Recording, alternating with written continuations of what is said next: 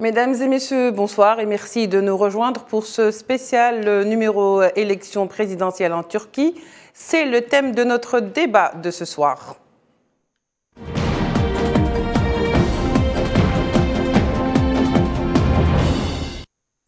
La campagne électorale vient de prendre fin à 8 heures, heure turque. Les candidats attendent désormais le verdict des urnes, plus que quelques heures seulement nous sépare de la date fatidique de vote des Turcs, le vote le plus scruté, le plus attendu, scruté par l'étranger et attendu par la population turque.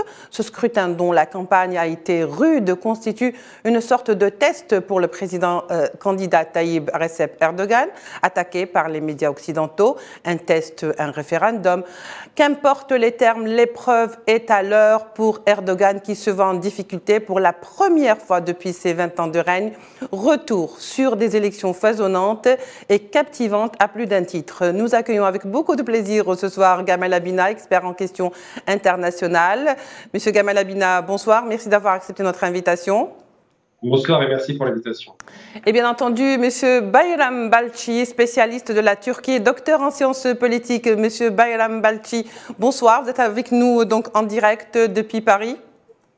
Oui, bonsoir. Merci pour l'invitation. Merci à vous. Alors, messieurs, sans plus tarder, la campagne a pris fin cet après-midi. En principe, c'était 18h, heure d'Istanbul, heure de la Turquie. C'est un peu le silence électoral, en quelque sorte, qui jette son dévolu sur le pays. Ça n'a pas été facile pour Erdogan, cette campagne, monsieur Balci, d'autant qu'elle intervient dans un contexte, disons-le, plutôt délicat. Oui, effectivement, c'est une campagne très difficile pour plusieurs raisons. La première, c'est que le contexte économique, c'est surtout le principal obstacle à Erdogan, c'est que le contexte économique est un peu particulier. Il y a une crise économique, il y a une inflation, il y a un pouvoir d'achat des Turcs qui est en baisse depuis 2 ans ou 3 ans. C'est la première. Le deuxième, c'est que aussi les séismes ont eu quelques effets négatifs sur l'image de l'État, du pouvoir de Erdogan. Je pense que ça va entrer en ligne de compte pour les élections. Il y a aussi le contexte régional. Et enfin, je dirais aussi un autre facteur qui est fondamental, c'est que pour une fois, en Turquie, l'opposition est bien organisée, bien structurée, bien cohérente. C'est un bloc de 6 partis qui ont réussi à mettre de côté leurs différences. Et a priori, il y a des fortes chances quand même que cela les aide beaucoup à affronter Erdogan, qui effectivement est vraiment en difficulté. Tous les sondages et aussi l'impression générale en Turquie montrent qu'il risque vraiment de perdre les élections depuis, alors cela n'était pas arrivé depuis une vingtaine d'années. Oui, très bien. Alors, Gamal Abina, Balci Bayram, avant de poursuivre notre débat, je vous propose d'abord de voir ce sujet signé Imen Merad et on revient au débat.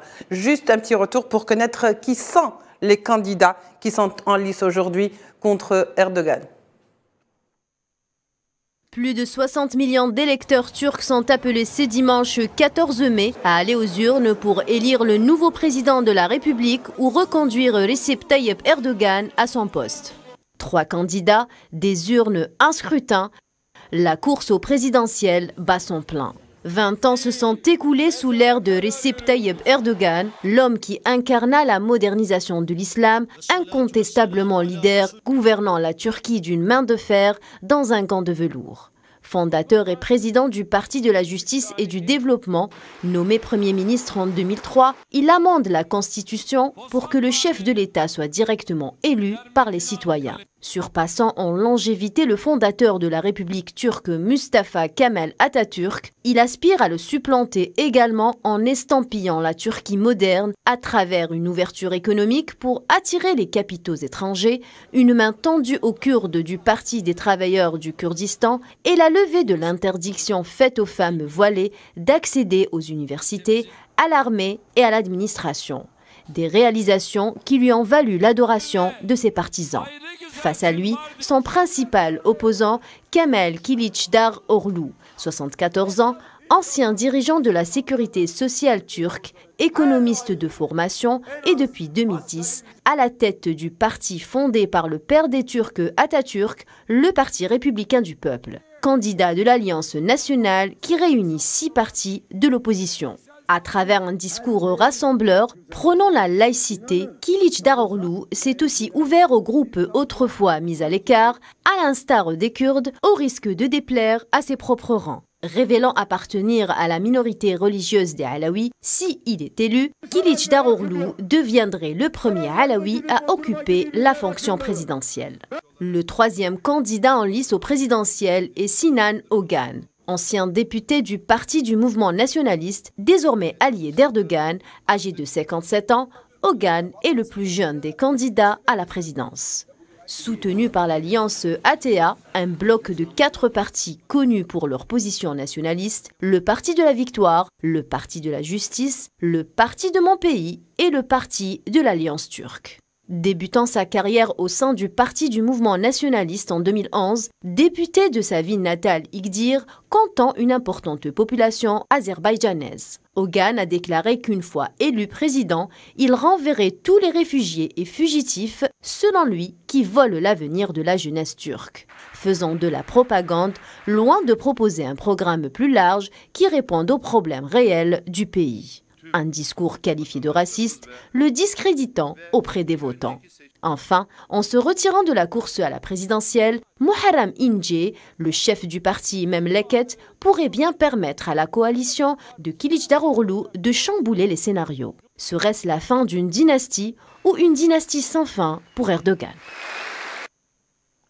Alors, sans plus tarder, nous allons, c'était un papier, donc je le rappelle, est signé Imen Mered. Sans plus tarder, nous rejoignons en direct notre envoyé spécial à Istanbul, Kherdin Batash. Kherdin, bonsoir.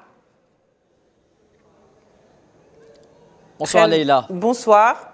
Alors Kherdin, vous qui avez donc couvert plus ou moins cette campagne électorale, en tous les cas vers la fin de cette campagne électorale, comment vous pouvez nous faire, si vous deviez nous faire un résumé de la journée, comment s'est déroulée cette journée, cette dernière jour, ou ce dernier jour des campagnes électorales?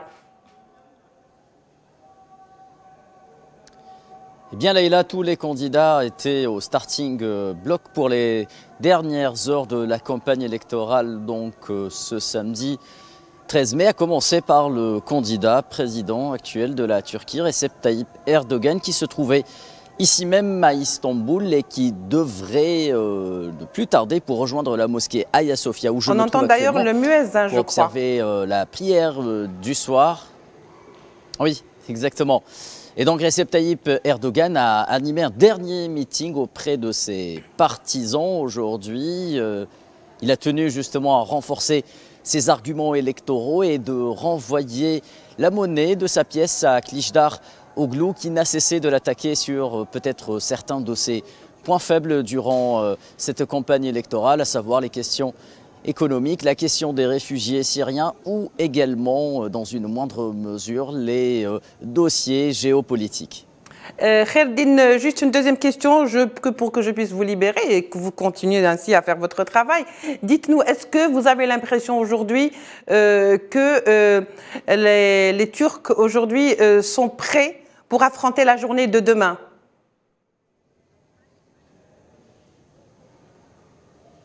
Eh bien oui, les Turcs, je l'imagine, sont prêts. Ils s'apprêtent justement à partir de 8 h du matin demain à se rendre aux urnes pour exprimer leurs vœux électoraux et de choisir leurs candidats et leur futur président de la Turquie, leur pays, mais également leurs représentants en Parlement. Il ne faut pas l'oublier, il faut le souligner encore une fois.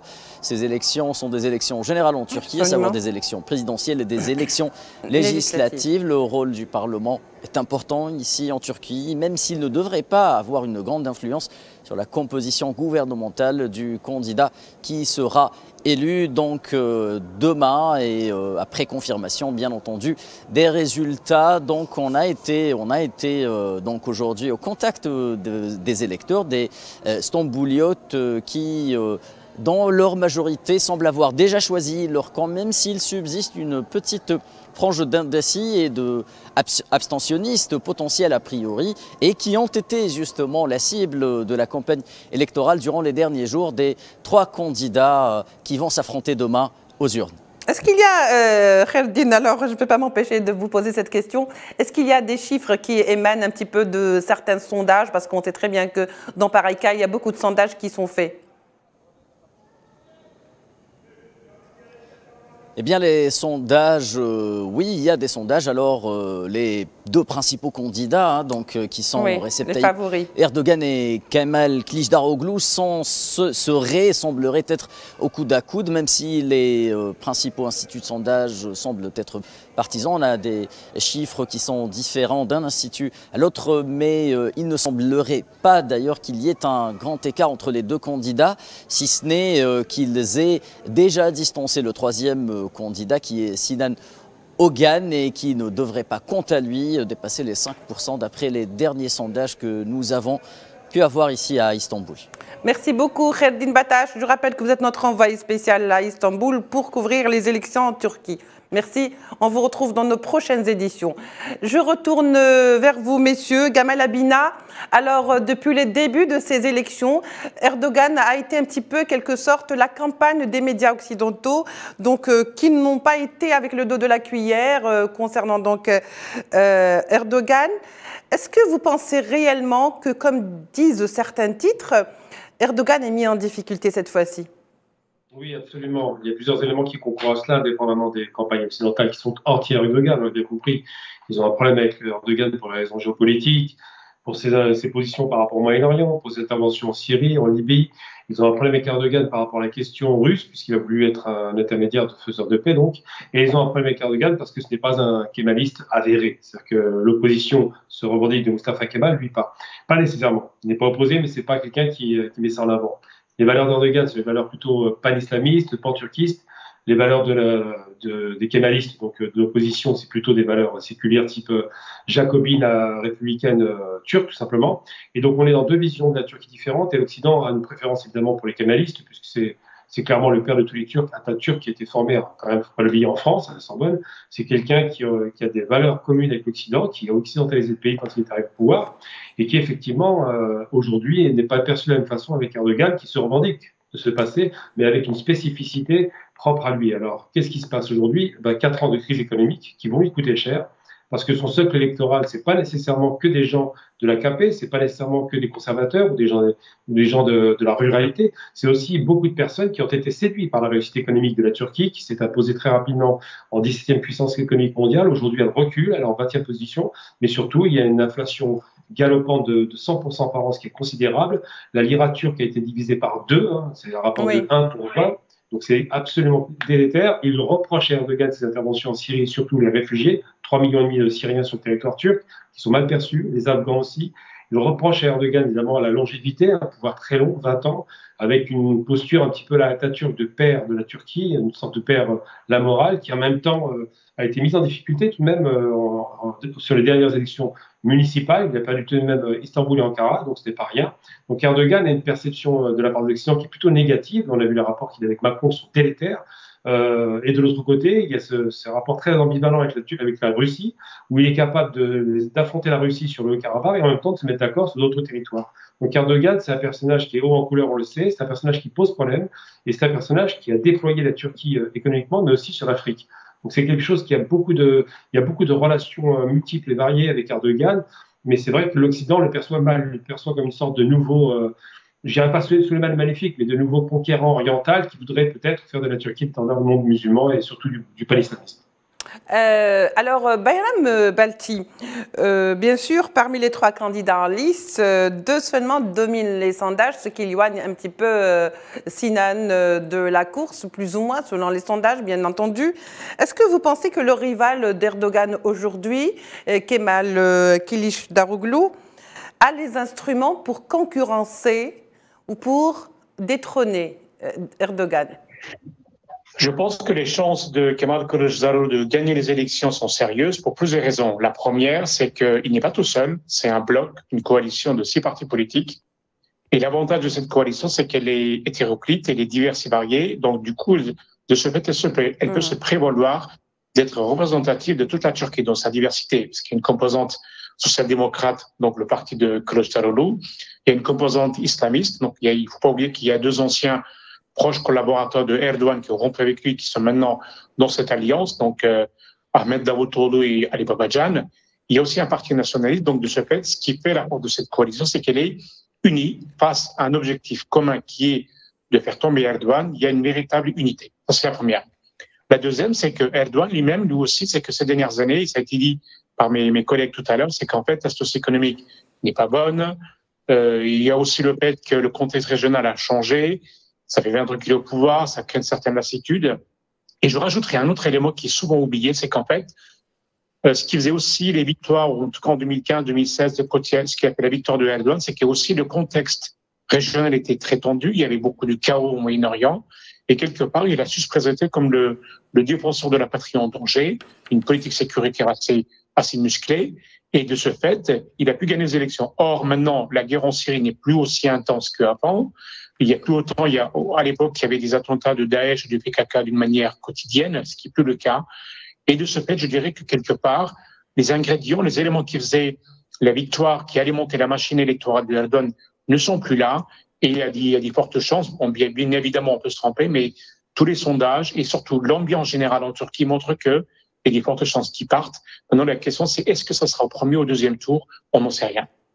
Il y a de fortes chances qu'ils partent, il y a également de fortes chances qu'ils restent, puisque de toute façon, pour l'instant, les derniers sondages donnent quand même, en dépit de toutes les critiques occidentales, parce que je dis occidentales, il faut dire qu'à l'intérieur du pays, les médias ne sont pas très critiques vis-à-vis d'Erdogan, ou du moins sont très partagés. Gamal Abina, selon vous, est-ce que cette élection ne prend pas un petit peu des allures de plébiscite pour Erdogan? C'est-à-dire, cette fois-ci, s'il passe, ça sera vraiment le test de valeur pour le président sortant candidat. Ça ressemblera presque à une sorte de référendum, parce que finalement, il va perdre le Parlement. Oui. Le Parlement, il le perdra, c'est à peu près sûr, parce qu'il est très en difficulté sur le plan régional. Ce qui a fait de lui une star en Turquie, c'est d'abord la réussite économique, mais pas seulement. Il a aussi été victime d'une tentative d'assassinat où on dit les Goulen, mais en réalité, ça vient des États-Unis. D'ailleurs, c'est depuis cette tentative qu'on a attaqué l'économie turque. L'attaque de la lire turque vient pas de nulle part. Ça vient des États-Unis parce qu'ils sont très en colère du fait que la Turquie ait acheté, par exemple, des S-400 russes. Ensuite, il a échappé donc en 2016, le 15 juillet, à une tentative et il est passé pour un héros en appelant la population à empêcher à nouveau un coup d'État militaire. Il y en a déjà eu 4 dans l'histoire de la Turquie récente. Le dernier, c'était en 97 contre son prédécesseur Bakan, qui était aussi son père spirituel. Et donc, cette tension régionale, ça a été dit à l'instant, effectivement, a concouru à faire de lui une sorte de père protecteur de la Turquie avec des positions très fermes, effectivement, militairement. Et de l'autre côté, ces tensions sont en train de s'évaporer. Il a perdu, il faut être très honnête, sur la question syrienne. Il continue à soutenir l'approche d'Idlib, mais c'est le dernier carré qui reste des gens qu'il a envoyés en Syrie. Donc l'échec est consommé, il est obligé de se remettre en bon terme avec les Syriens. Il a reculé avec l'Égypte avec la perte de Morsi, il a reculé en Libye, même s'il reste encore à Tripoli le soutien principal, mais ça reste un recul. Et surtout, il n'a pas réussi, malheureusement pour lui, à obtenir des résultats probants par rapport à la guerre d'Ukraine. Donc Erdogan, le flamboyant, devient de moins en moins flamboyant aux yeux d'une population qui... Ça fait 20 ans quand même, c'est vraiment une génération complète qui n'a connu que lui. Et qui en même temps, avec l'usure du pouvoir, un discours un petit peu rompu, c'est vrai, mais qui se fatigue, l'a un petit peu décrédibilisé. Et en même temps, il ne faut pas oublier que la Turquie avant Erdogan, c'est un pays qui avait honte d'elle-même, c'est une nation qui était honteuse, qui ne regardait pas son passé, qui n'était pas fière. Il y a une certaine fierté retrouvée, il faut leur reconnaître ses qualités. C'est vrai que les Turcs sont assez fiers de ce qu'ils sont aujourd'hui, c'est une grande puissance.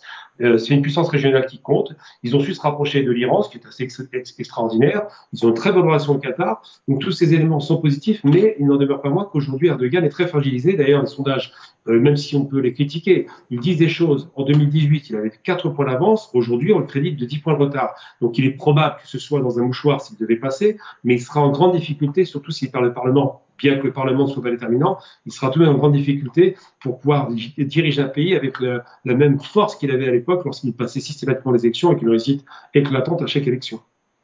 Alors, Bayram Balcis, je disais que c'était un plébiscite tout à l'heure avec Gamal, mais c'est également pour Erdogan, c'est une élection bilan quelque part, parce que de toute façon, il n'échappe pas à ce constat. Oui, je pense que, bon, il faut attendre demain soir pour savoir s'il gagne ou s'il perd. Mais si demain soir il devait perdre pour faire son bilan, je dirais que son bilan est assez contrasté. Je pense qu'à son bilan, on peut dire que sur 20 ans, d'une manière assez schématique, je dirais qu'il y a une première décennie qui est plutôt positive parce que la Turquie, il y a une prospérité économique considérable, la Turquie devient un acteur régional important, Il a su moderniser le pays. Il y a pas mal de réformes politiques qui ont été introduites. Il y a notamment l'abolition de la peine de mort, l'amélioration de la situation des minorités ethniques et confessionnelles dans le pays, la démocratisation, le rapprochement avec l'Europe. Ça, c'est la première décennie.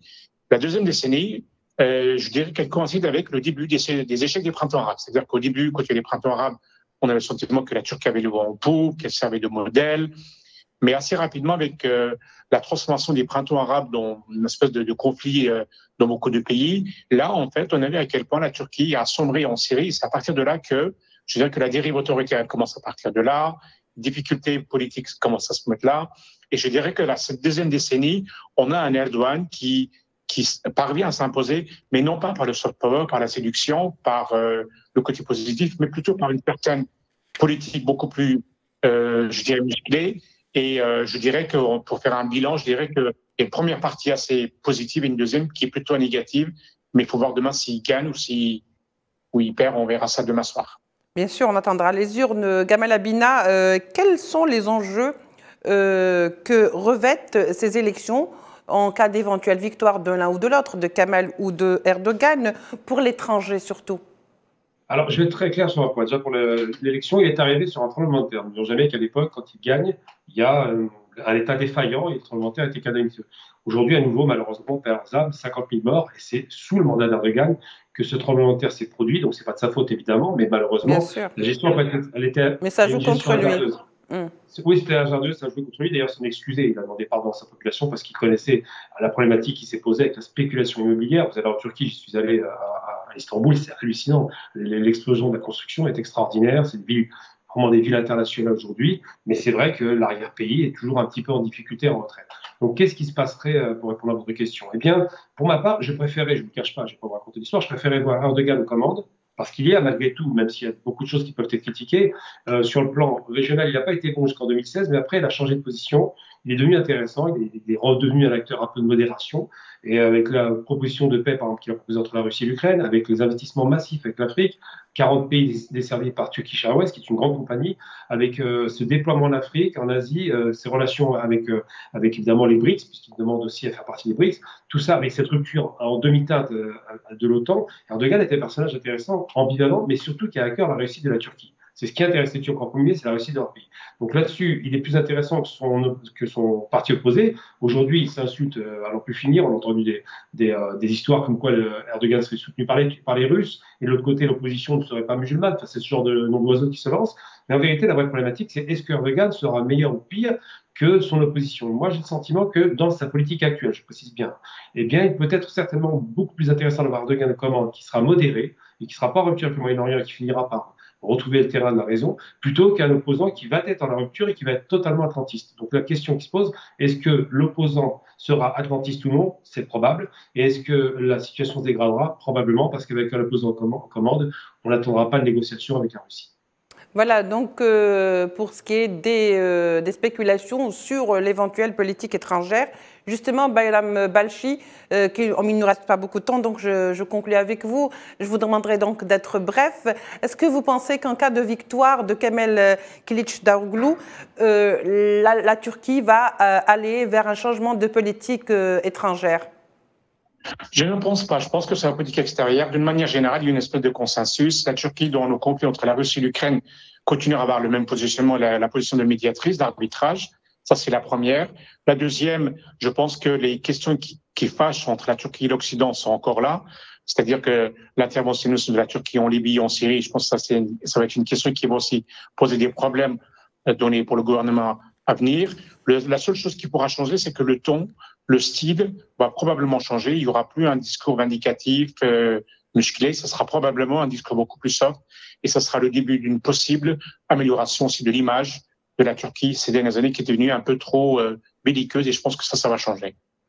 Merci beaucoup, Bayram Balchi. Je rappelle que vous êtes donc expert ou spécialiste de la Turquie, de la politique en Turquie. Et vous êtes également professeur, doctorant en sciences politiques. Merci d'avoir été avec nous. Vous étiez avec nous en direct par Skype depuis Paris. Merci à Gamal Labina, qui est expert en questions internationales, qui était également avec nous par Skype depuis Paris. Mesdames et messieurs, merci de nous avoir suivis. On se retrouve demain pour une couverture spéciale élections en Turquie. Au revoir.